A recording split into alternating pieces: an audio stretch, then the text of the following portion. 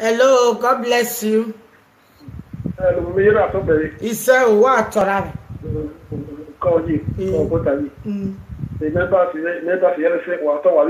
Iṣẹ́ o. Wàá gbé ní káyìí ní ọ̀gbọ̀n yá fẹ́fẹ́ ẹ̀rọ máa ló jẹ́ bọ̀ náà tọ́pìkì yóò ní múlù. Mo mi yóò lè lábẹ́ ìpọ̀jọ́ mọ́mọ́.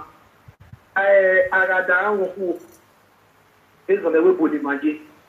Ana Thursday na ban ku ana biana we mo uri e que não na mio e bi to mio de se que na riquali na o be se oso oreva de gini we bio kajigo ya mo uri o ido like e na do ku egbe na ku e ku ya jiwa for me what the topic na hina e ga do ya yigo mu eni ya na be kire ya na du be ki ni nekpi o yigo Ogwoni all the level, all the level could not know all your problem, where your problem, the carry problem. What we were no, Epa, what we were not get with Mama, who were Ukaya Mugbaga, but they no soon way. What I had the where who were no, what magic you sick me again. What I will no, Madam, so then now you go ya, so man, we remind me what I do. But all in a mere work for it so what I did radio, I do, but only money there. Or I complain last year. The guinea weather the other anyway, that would almost motivating me. Okay. And now we are not what they mentioned, but I need to so what enough. But it's not where you were. Again, when I am all your bomuno where Ovivia, Gatia Ovivia. Mama can have respect. Oh, job bomuno Ovivia. Inigo way am we.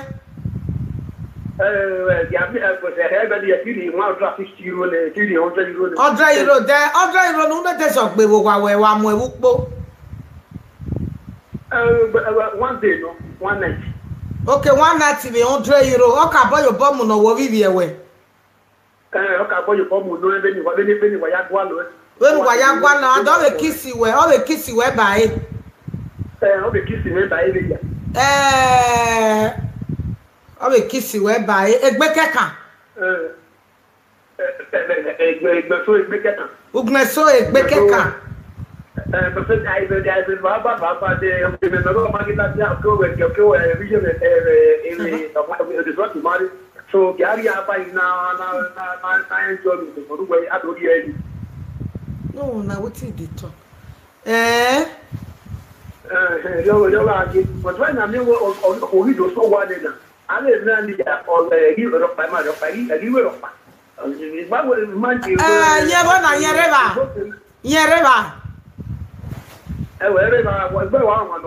just where when the young will talk to you. Mama no go. It kept very tough. Kept very tough. My way.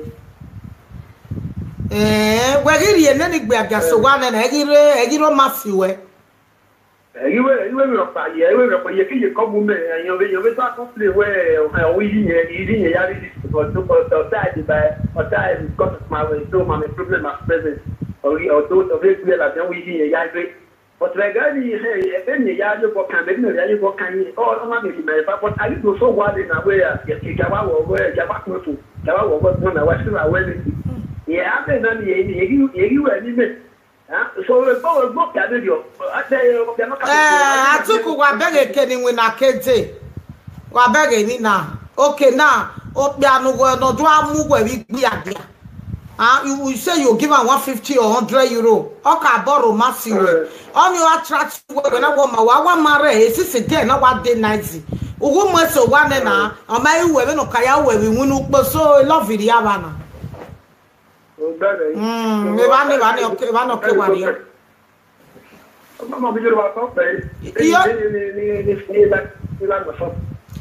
What bono message now?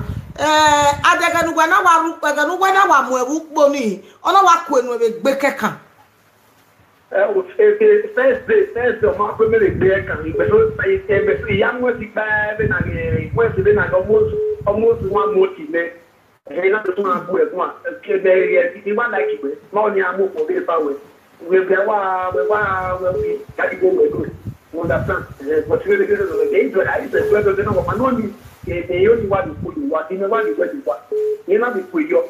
But the devil they not feel the way here. Then I start upon the after for more than 1 month. Go back and let the women are married. So then I used to marry baby and I would have to do my everybody we can get that living. Adega when I'm mutiane hello rame. Ega when I'm ye wukbo no da o wife na ulo ye yo ewe. Ito be yo ewe. Da gbe gi mu ye so wa na ye kenye gi mu no. Mo to bo re ta mai we be ton be mu ye kere o. O be mu ti an re o. Emi ta mo wa we. O ba ni do so wa na ye to ta o ke pe ye gi ko. Any nobody be na mu lo bi anya ye biga ri ko de again. Any nobody be bukia. Okay. Yo, wa bari. So bebe. Iji. Oh, ye na ti ye. Ye na ti ye. Adega gbe na wa mu ye bi gbe aga ni. Adega gbe na wa mu ye mo gbe aga ni wa no ton we mu. O ton we mu. Iya e ha mi le we. E ha mo to be mo to no ko me ko ti gbe. E ka la ja we ti le po do pe. E di we e ka de na ni. Ya we no ra no ra. Ya we no ra wo ro we. But I to someone in our yawo about the one that if I'm from USA, Mawana say, the man don't understand. So your name I don't want you.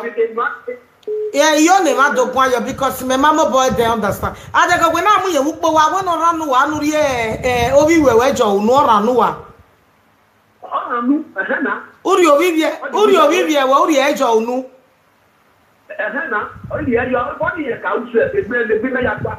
Okari obi bie wo okari ayu nu ne aduwa gi mweso gwa na iri eju nu iju ele pokan ya o isi e ba no to no obi e me de kan je ha e ki ka ka iri the dinner you go with the who papa don't ya ko ya ma ya wo nu ran who papa no I will to someone and you want it stand mutane divie vanu kai divie vanu wa yo go kai no to manipia okay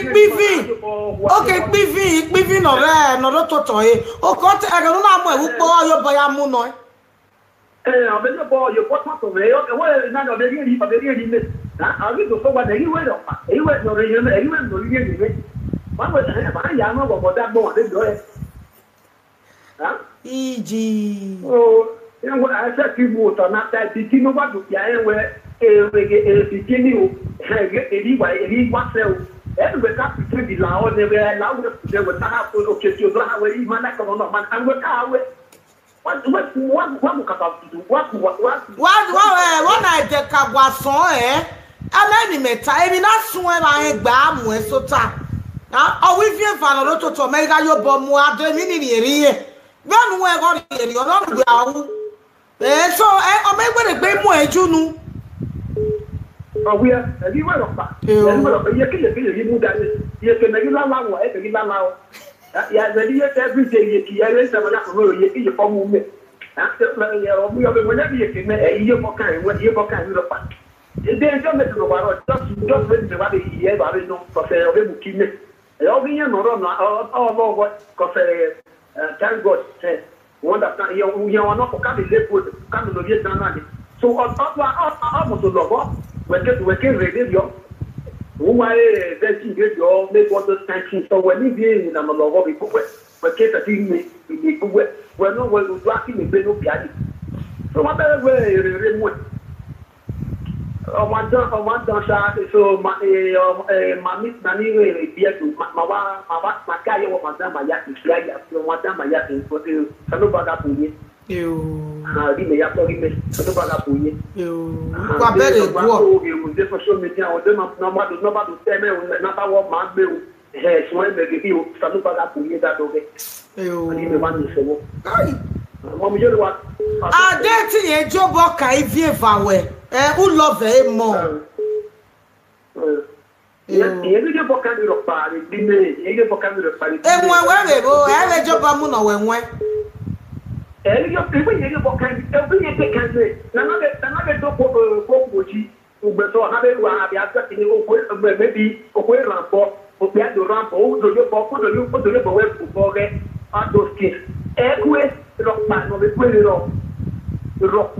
e ro e to ga ka ta se ti be ti na ya de na ma de do be ni ada ma jo ko de a yo ko to de ko ni e ku ari yo pa no de do be accept adege we na mu e bi gbe aga yen ga ko no ayo bottom ni ohun e ya wa ko yo ka no bi se o we do ma ko se kinye yo ka ni mo ti be do bi aye go na o but that on the ga bi o yo ka no ye o wa be massacre for this for me ije de we ne before ma ke make those who be ne okay those who be ne na e ja be na ni do la de sa ke ne ya wa ru ne ma fa ke ko be na o we e ja o su no na ai we wa he ki ne ai ne wa o yo se be bi wa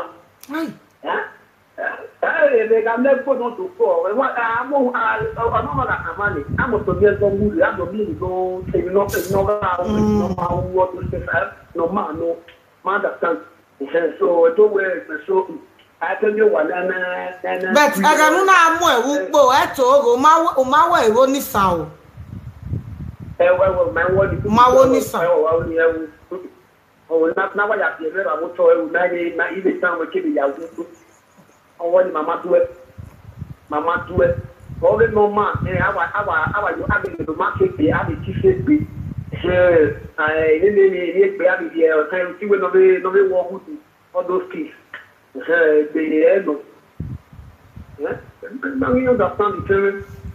igo nínú wẹ́ gáàrí ẹ̀nà ní wẹ́rí mú ẹ̀sọ̀ wà wẹ́yẹ́ gáàrí ẹ̀nà ní gbogbo rẹ̀ gbé ní à mama me ari ne on the matter no way maybe you don't want it na or you say ya first or you be ra ene so what you need ba go ni ne again me ya do back na da do go ni for ra do go ni yo wa ga yo an go wa ga so you me ya go ni mo pa be mu ko so also mo ma ni bu ya mu na de ga ni so but you na you do o ki me gi no so when no mo fi men na me make it very clear that we go in there because the responsibility to say by don't say that on the spot of no my father no monarch is allow it so you know so we are that way you go the area the young people the those so what in the area the go the area ya na mi o kai mi na mi na ne to le ke me ya mo people the you want to talk about ya if so maybe we are so no we na mo cha ba mi go no be there we be na be ni dey no or no kwalo o be feel body ni go o be enjoy the who way aga nu na ya mu eru gbo we se siga wanu a ijo na kila me ke siga me wanu wa ori wanu siga ta wa aga nu na ya mu yeru gbo we se siga ga no na kisi we romance we se ijo wa ga ni na siga pe o ijo me mo pe ga ni mo ko na ga ni na siga e bi ga le ni ga le ya ba o te siga bi ale ni e si ga le ni me to bi me ne e si ga le ni ga ni ni si te na wa sa si pa de we o ma ja han ja si e na iskasi ga ni na ki ya fi e we mu le ya e we fi ga ya but obi go so go one na because of take you to talk about we because gele ya do ibo ni ya do we o ame mu here ni on try you o go for it ya ga adi da de body so wa o ma se go pa mi de na ma na se go pa ti e na ati adu so yo je o ma ni de do wa ni to amu na bo fi e ni no ma ba je de jo e ni na ma na e do ga pa be na ni now we go be men like the not going to way to pay any limit we might be to put in different style o wa amunu e mo ewupo different style ijo na ni we ko me ko se igo me no igo ne ko se yo ke no we me na igo ba ti me no igi me ni go ga ni mai ti e mo kame to ke do me na igo ni we have ya be lo da o ma lo ye ke ni se ma si lo yo be ton we hello we no ko me ni we we be enjoy be to be here enjoy That's how we want. That's how we see how you go. Even get enjoy so that way that day of the kidney when they you know yeah. But I'll give you my little way for Hello, please, you have to greet me first. Oh, Maui Jimmy. Good evening, my brother. Hey, bye-bye. Hello. My YouTube name na Salt and Water. Now, just write Salt and Water Ministry. Or Iyore One of Paris. Just write a Salt and Water Ministry. Okay now.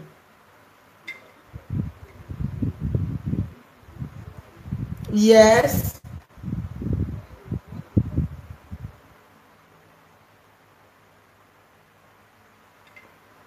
Three, 4. But they online now. Not be online there where your wife carry my tack on. 4. Now online a day now. But I just say you know now, but now online there as a day now where you call now. As you still call now, I'm online now. I'm online. Hello, site you well. He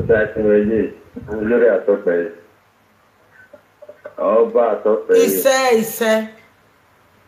Please, I dey online. Damian. Okawo, Ebrodani. Okadi, that memory no ya mwekeni, Okadi, you weary, or anything I get it again. Upogiva. So we, I will go with you. Okay. I know we normal like we everyone you want to be responsible. Or not responsible. Again, when you that space accusation, very any Rudigo or the when they believe what to ask accusation also one. Okay. Understand the okay. The most is different. Only a game chief the who put the whoop or got to walk at another 4 hours, they will put it very last. Okay. Forgive her. If we follow all the winner, all somebody look at back for your 40 by also look at the they were not here to pass it now. What do you back for your do that to do there? All to see a copy argument. When you have everything, oh, yeah, you go to the car, but you are here, etc. I will put it like taking on. What I thought is that. So, when you get different food, or you different job of you, everyone will say, you are not to see at all over there. They saw what the one that they are very big in the house, they can do a lot of things. That's all we are glad to and then we'll find all you go to one. Who want to live with the other people are good at it. So that's okay. So the point on the point of my memory, you have to only really a manage in the empty work. Everyone you cannot expect maybe here we do out 8 years ago. And now we can go home to 4 hours by now. No, it doesn't make sense that way. It doesn't work that way. So, you know, so now, the point now experience beg any, but you go there, because when you go there, so look now, all day, you see. The answer would have your way of quality at Power of Pabona. You know where I go when you want to see it. You have to do everything. So, I mean, not here, the none of what you want to do, expect us to do the same thing. No.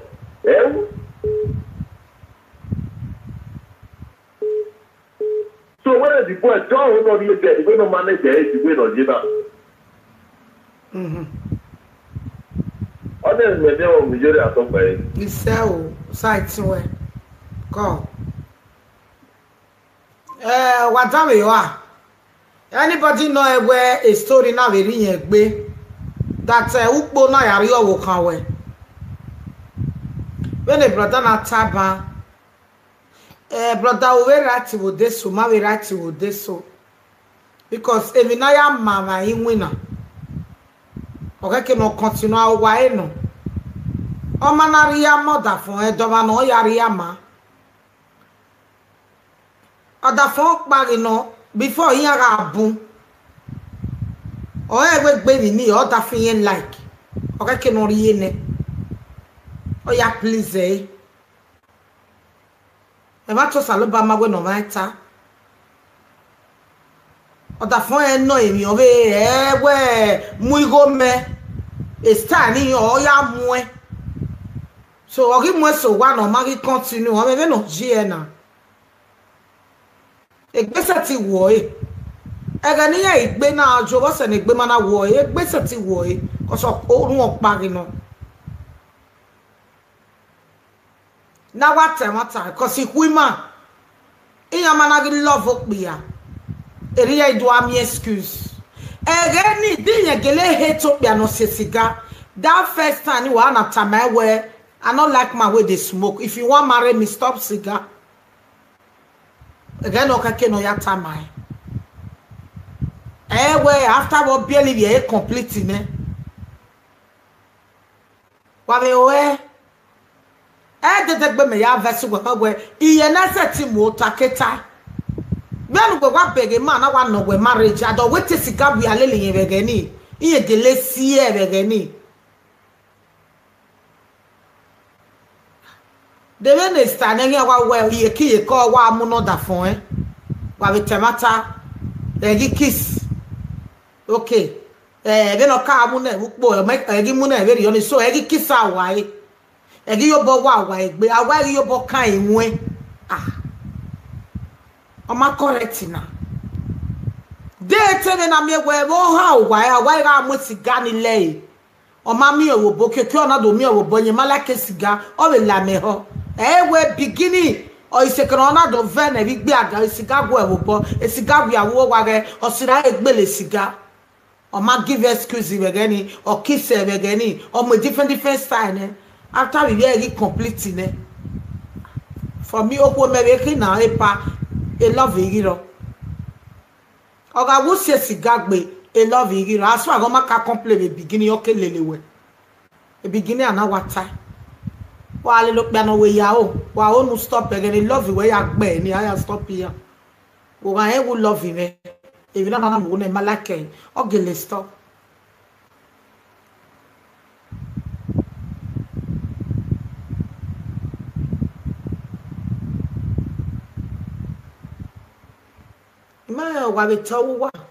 Hello. Hello, good evening. Good evening, my brother. God bless you.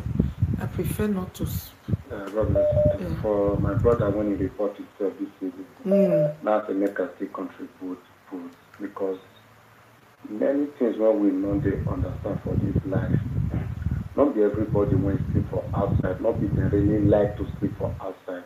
Some people sleep for outside out of frustration. Some people sleep for outside because they don't get where to sleep.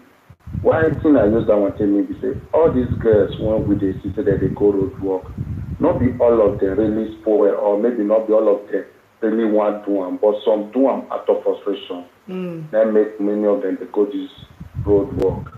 So my brother when he be say report himself this evening, make him not use that when he first they say okay they go road work, they do everything out of frustration.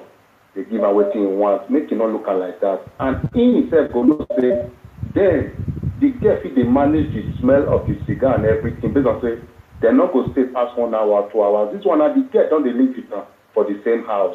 So he go there irritating. You know, say how you take they live with somebody. The smell will come there irritating to you, the person will come there irritating to you. Because before when they meet, when I go come on, this one they see each other every day. The feelings go come they die. And before he said the twins when he dey under his leg, he dey romance and they do everything.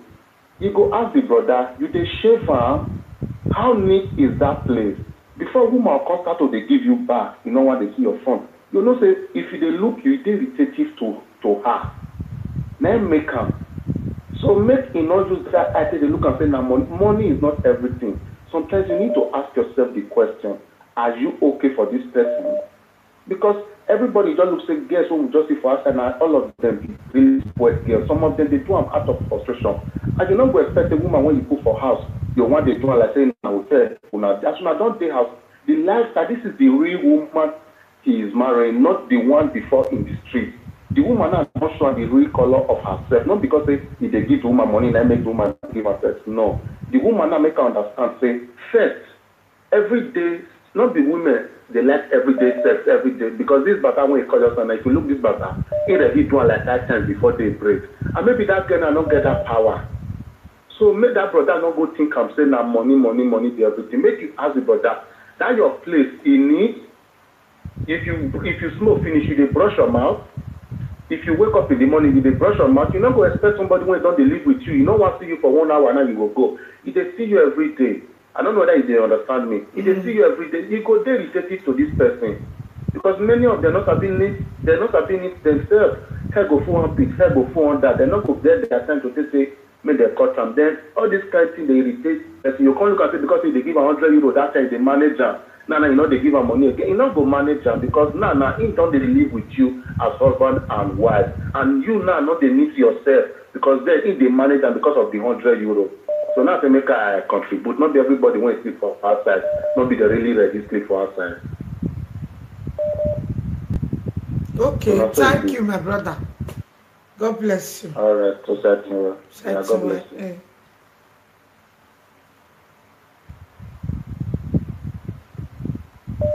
Hello, God bless you. One la dia a venuta. Be one la dia. No, mo ka call him mother. What guy? Yeah, call him. Yeah. Mo mi ta me.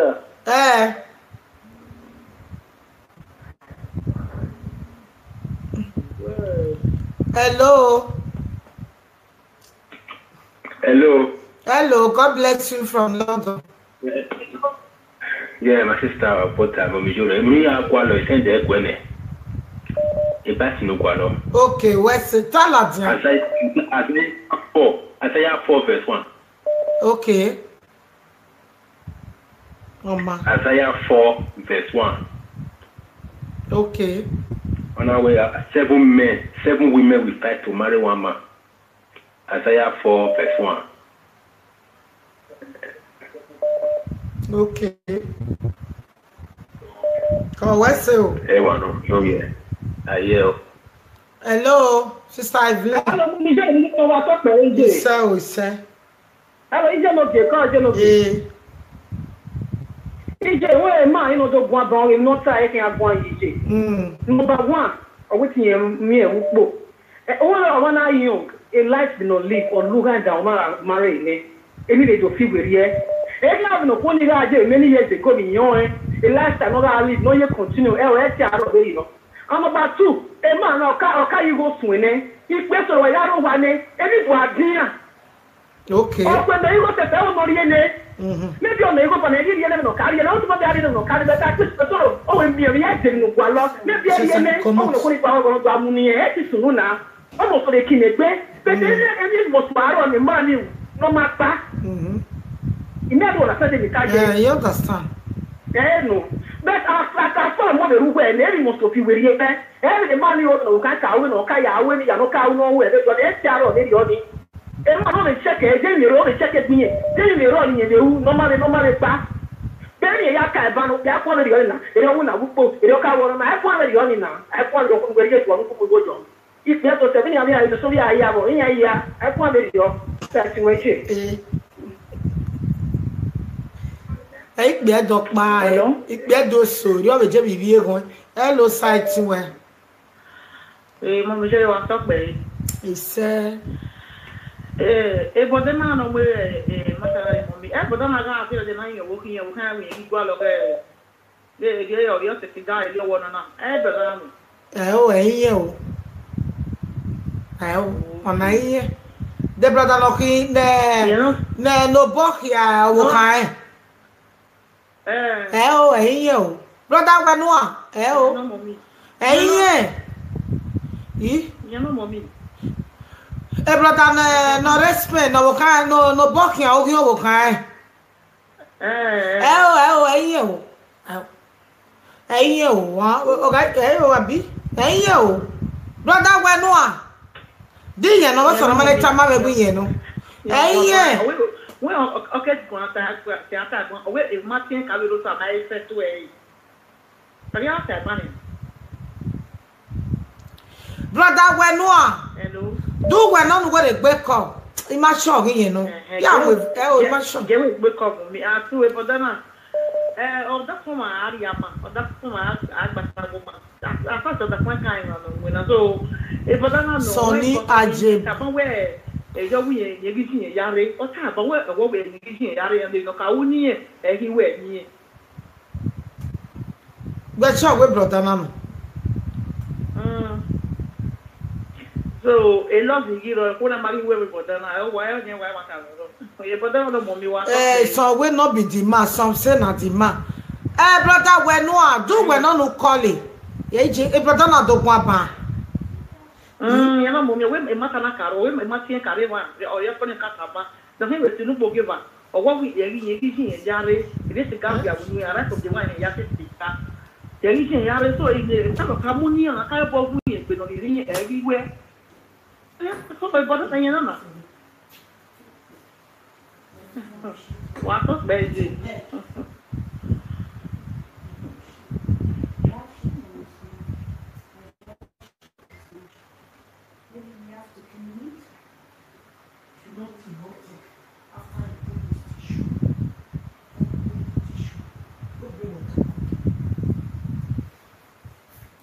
Small one. Na him. He brother what do go ba? He Jimmy. He. O ma ko na okay voice okay.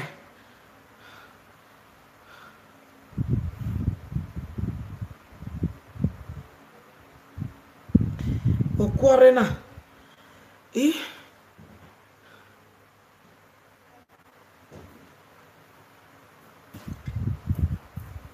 Some say na him, some say not be him. Na him. Mommy yore na the man voice. Jimmy, close the door.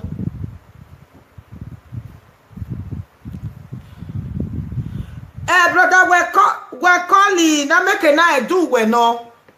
Hello, yes. Mama call. Voice da fun wa ba.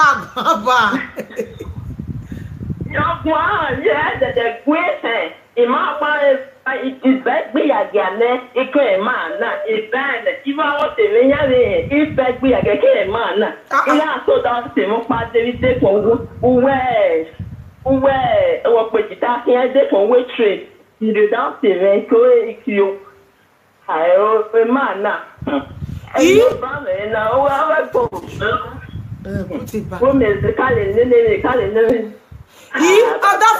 Odafugwa ga agwa baba na. Amamu we winu po. Ma. Odafugwa do gwa baba na we. Iye igbe agiane. Ibe iyo boy wo ikini man na. Imaika yin pe na we soro.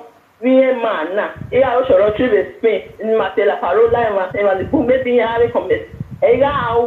Now we found that with the dark woman because he is pass through.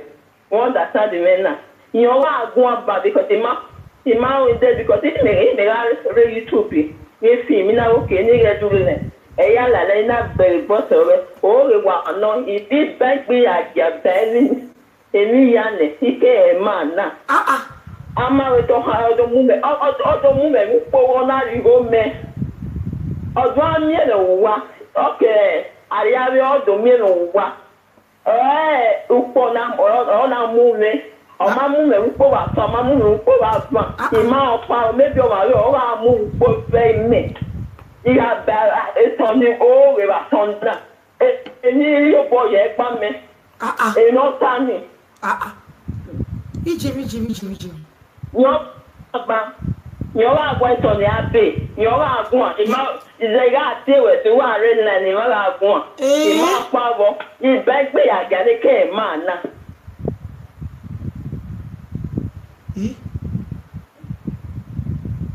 Now when he little Ghana, yes, he little Ghana because he's begging me yet to him. And I say the Ovie Ghana. Understand it now. Easy. Aogu we mamu we wukbo na wukbo yin na do amu we ye 100 no me so 150 ni. You got that from Owe. I was saying, maybe because you are letting work up. You are away. You are a boy, and you got that on the Owe. Ha! Easy. It's only where I lia. Oh my, you want call if you way. In my way, we go one day. Who forward? I will not do one of him in Madrid. No, they cannot hear in Madrid. No, cannot hear another movie. No, don't that. Oh my, we are lani na. We are lani. Adamio. Hello, brother Sonny. Hello. What call it a bar? A direct to your color, say, man, I will no. Hello, Mamma Yuri, damn to one top by Damioni.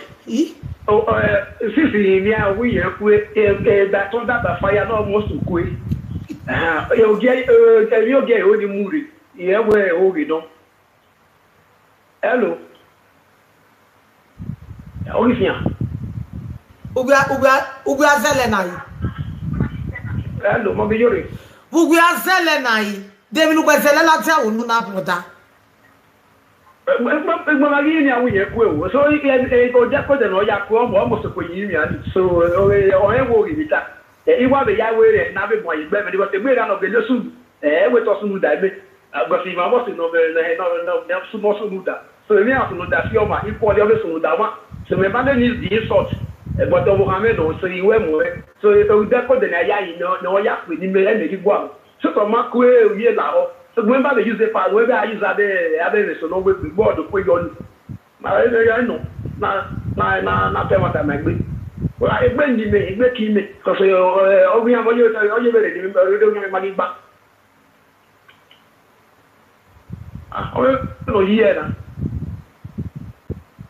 Oh, Mama be more brother we are selling at Yamunai. We are selling at Yamunai, no be a new web, brother. Mommy Jory, imagine what the mother gave in the only way. Oh, tell me, Bonona, we are selling at Yamunai, brother. What's soon night? Yeah, with one. I know everybody is what from the baby now. They go away. I joke. And woman don't come on book here. One, or like you will get it. Or you think what that way or where rabbit or is it? You think what the type of one. But a man mean where a rabbit didn't know. I also knew that. But even though the son who walk, you know.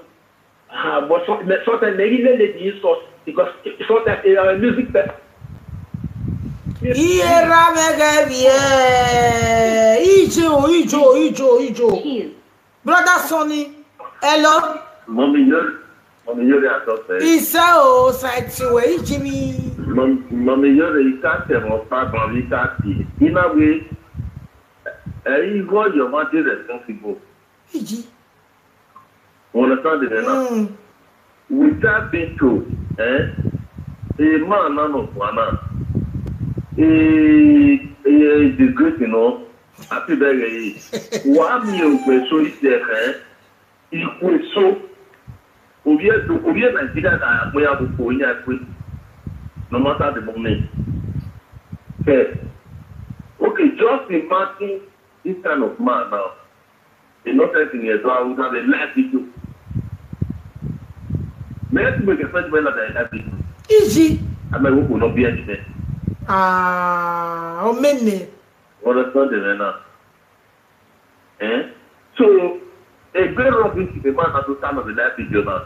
May not or is it who man out in the Sakabo? Or who? Understand the benefit? Or you get to a man about anything responsible error. Otherwise, you all give up for now, you waiting. Don't help you wait.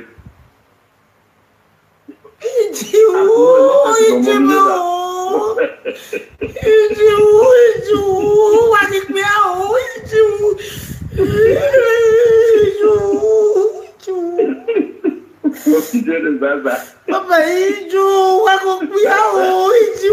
Ai! Iju, Jesus Cristo. Iju, piau, ia na oi, banha wabuvo eu, Iju, me guagui. Iju, na o piau, Iju, eu, brother Sony, go guardo tu aqui na minha rua, não, a ficar colinando o Ijimi wano bada woga woge yana iji woga makwa by fire by thunder Ijimi bada Sony wo pe a o iji o iko no wa lele po pe me yana o iji no wo da no woga we na kiss we Ukponi waro nyame o na opia o ije me ogbe na gba ya preach wa mi opia no opia hello site we 4 ije mi ukono ije mi ono mara dia do ta me di o wodi gbe ajo na mo ga wo ge o we unu we ije mi hello he said o site we rame Egbe fumere. Mommy, Yuri, I did watch your program. I did call from London. One of my brothers called your stars. I did talk crazy here, my voice.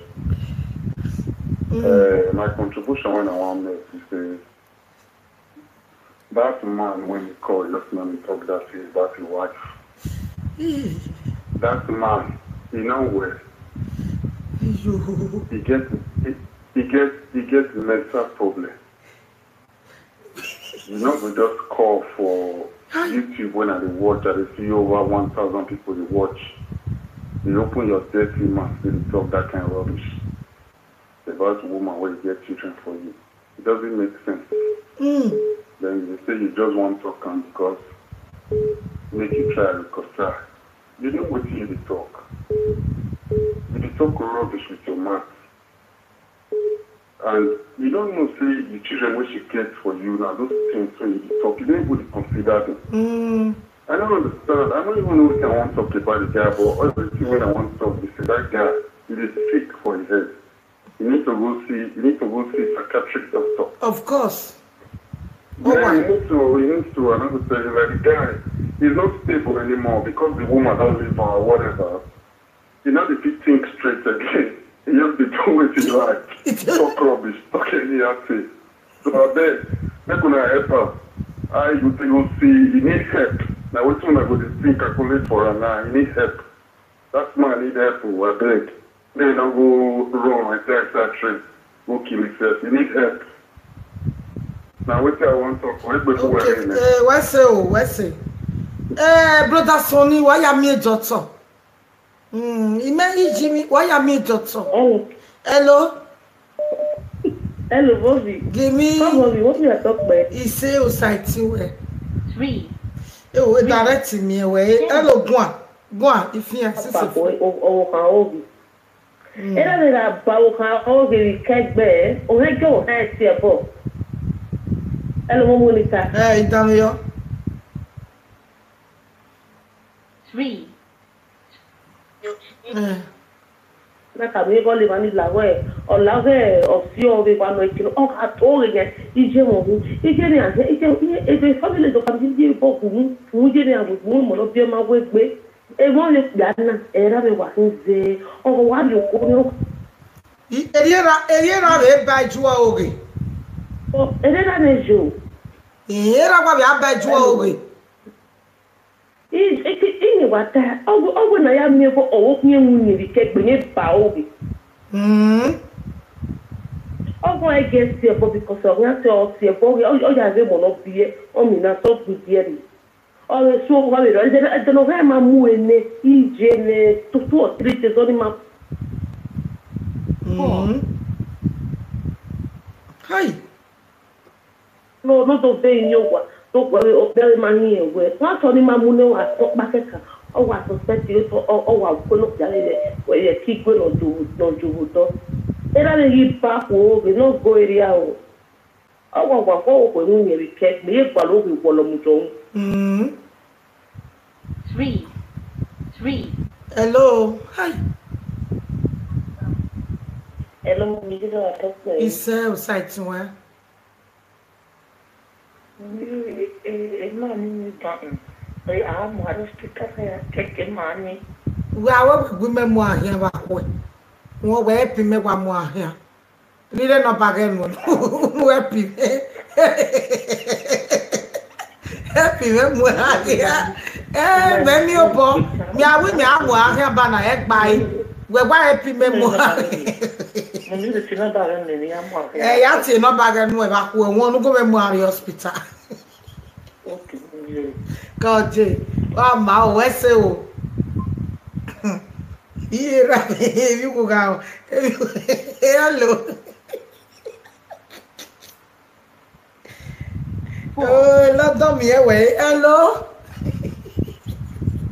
Mommy, I say, eh, what told you no get a blessing one?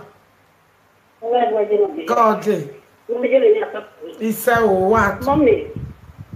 Other man, my funny, man, I go my line. A mother there for me, go my day, ye. Oh, you go for them, I don't want here. Ah, Jesus.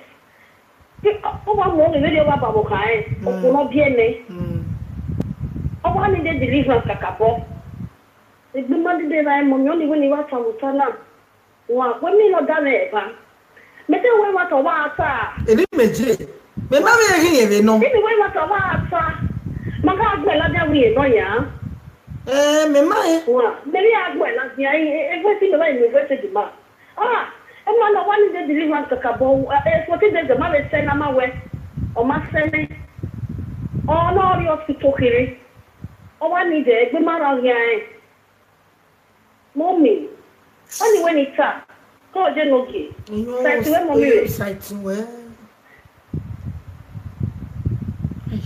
hello. Hello, we just make call from Spain. God, God, yeah. Other man, I'm only make one. You are going to the hospital, war, need to pay one thing or the other. No, they Madrid or the Madrid boys were one water, one bolo. We are here, was here, trouble, they are getting be acting with fire, they are for it. Because our agriculture while they are life, you not what they not testing. Oh, my banner. Okay, now we are when away. Now we're going to move the boys in Madrid. Oh, when I have a boys in Madrid, near Yasa, ya more. Ah, brother Sonny, I am money, sir. I want the boys in Madrid, just hire boy. I be a boys in Madrid, you are a okay, so maybe I just when you watch a video now, why me? I was on here, why me or why? Why, Jenna, my bill? What's on his time? Why did it view your? What's not that way? You got it, one move or I know what your men and I will not be any mark of you. With my mommy.